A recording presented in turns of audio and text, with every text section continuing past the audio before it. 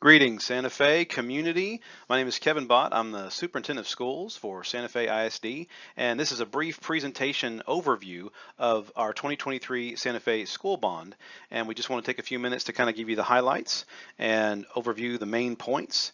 And so we're going to go ahead and just jump right in. We thought we'd start with this slide right here that just kind of talks about how we built the bond. We reached out to our Santa Fe parents, our community, our stakeholders, and we presented a lot of information about our school district and just asked them what do you see as the most important priorities that we would need to address, and what do you feel like we need to make sure that we're doing to address the needs of our students, but also honoring our Santa Fe taxpayer.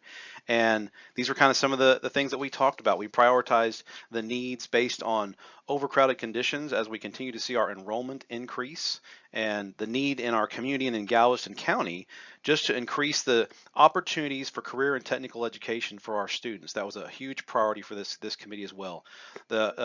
The committee also discussed some needed capital improvements and some safety needs throughout the district, again, all while honoring the Santa Fe ISD taxpayer. And so you might have seen this next slide, which is the Santa Fe ISD boundaries. You might have seen this on social media and in the mailers recently, but this is reality. We only put neighborhoods on here that we have seen homes being built and that we have seen confirmed by the school district as is planned and confirmed to be built sometime within the next 2 to 3 years. And so as a school district, we wanted to make sure that we were working with our parents, working with our community to address these needs, but also make sure that we were honoring the Santa Fe ISD taxpayer. And so the projects that this group came up with are detailed on these next couple of slides.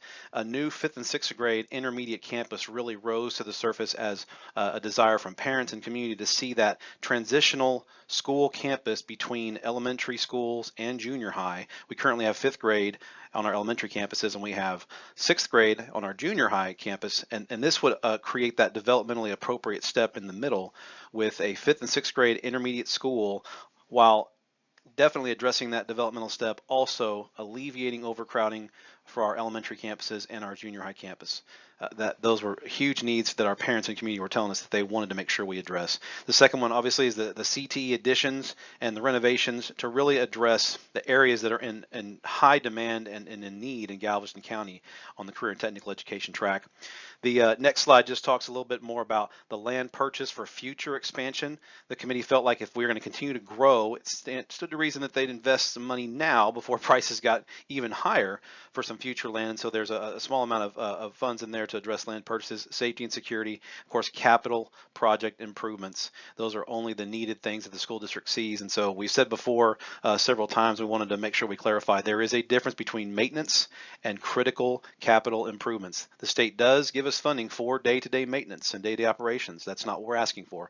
We're talking about capital projects. This bond would fund capital projects, which is new schools, new roofs, any type of a architectural upgrade. If there was something that was going to be specific to safety, or even an expansion being a parking lot, a new HVAC, chillers, these are all considered capital projects that are not funded by the state. So we wanted to outline the overall projects that were in this bond, but also explain the tax rate and how that was going to have an impact on the Santa Fe taxpayer. And so this next slide shows how the tax rate has consistently gone down over the past 5 years, but especially this year in light of the compression and the reduction in the homestead exemption pending Proposition 4, which is going to result in an overall 12-cent tax rate decrease.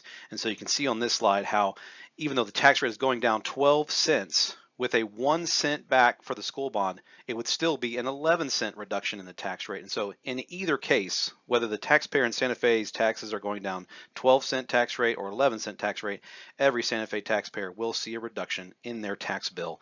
And so even though you're seeing 83 cents, a dollar, $3 for a $500,000 home, that's going to be money that's going to be essentially coming back after that tax rate has already been reduced. Most people in Santa Fe have seen a drastic reduction in their tax bill. This is just that 1 cent back that the school district would be asking for to address the needs within this bond. And also want to make sure we talk about the Community Oversight Committee.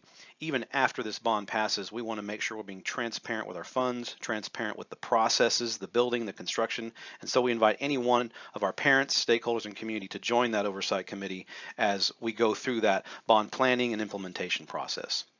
And that's really it. We do really encourage just anyone to Go to sfisdbond.com if you have any more questions. Feel free to reach out to us. We want to help, we want to answer your questions, and we appreciate all you're doing to partner with our school district. So thank you so much. We wish you well, and have a wonderful rest of the school year. Thanks so much.